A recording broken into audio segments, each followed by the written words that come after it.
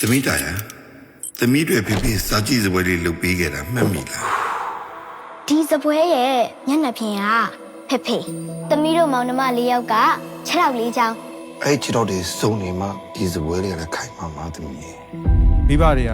တာသမီအားလုံးချစ်ပါတယ်ဒါပေမဲ့အားလုံးတော့တန်းတူမဟုတ်ဘူးဖေဖေကလေနင်းအတွက်ကတော့ကျင်နာတတ်တဲ့အဖေတယောက်လိုဖြစ်ကောင်းဖြစ်လိမ့်မယ်ငါတို့အတွက်ကလေ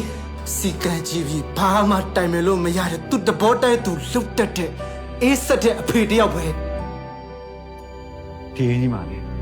ဖေဖေကနင်းအတွက်ဖြစ်နေတဲ့ချင်းမေမေကငါအတွက်ဖြစ်တည်ခဲ့စိတ်ဆိုးပါမယ်ရှော့ဝါနာလေဘာဝါနာလဲအင်းသူမဲကောင်ရှိခဲ့နောက်တစ်ကောင်ငါမလို့ချင်တော့ဘူးအမိုင်းဆိုဘာလဲမြတ်တော့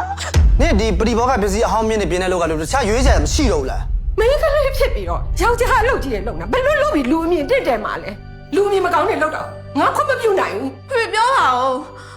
လက်သမားတို့ကတကယ်ပဲဂုံတိတ်ခါမရှိရဲ့အလုပ်လားလို့ဘယ်သူမှသဘောမတူတဲ့အလုပ်ကိုလုပ်ချင်သမီးဒီမှာမနေတဲ့တော့ဖေဖေပြောနေတာတဲ့အောင်ရမယ်လို့ကြာဆောင်အောင်ပဲလို့အဖေတဲ့တောင်ကြိုက်လို့လောက်ကွာဒီမှာမနေတဲ့ဒီမှာတီဗီမလုပ်နဲ့ကြောက်တယ်သမီးဒါလေးအမြဲဆွဲထားရင်သမီးနာမှာပြအမြဲရှိနေမှာနော်ဖေဖေဖေဖေဖေဖေနာမှာမျက်စိနေမယ်ဆိုဖေဖေဒီအင်းကိုပေါင်ထားတယ်ကျန်တဲ့ငွေတွေကိုခင်တာရစီကိုလွှဲပေးလိုက်ရမလားကိုကြီးစီကိုပဲလွှဲပေးလိုက်ရအဖေလောက်သွားတဲ့လောက်ရက်ကလေဒီမိသားစုမတရားလုပ်ခဲ့တာဖေဖေလောက်ခဲ့ရတဲ့အကောင်ကဒီမိသားစုအတွက်ပဲကိုရဲကြီးကြီးကြဲမင်္ဂလာဆောင်ခဲ့တဲ့ဈေးကိုကြီးဘွဲလွန်ထက်တက်လို့ပညာရေးစရိတ်တွေအဲ့ထက်ပိုသိကျင်နေဆိုလို့ရှိရင်တမန်တော်လိုက်သွားပြီနင့်အဖေကိုနင့်ခွင့်သွားမေးပြီတော့ဟုတ်တယ်နင်စကားပြောကြားအောင်လာတယ်ဘာမှမလုပ်လေပြော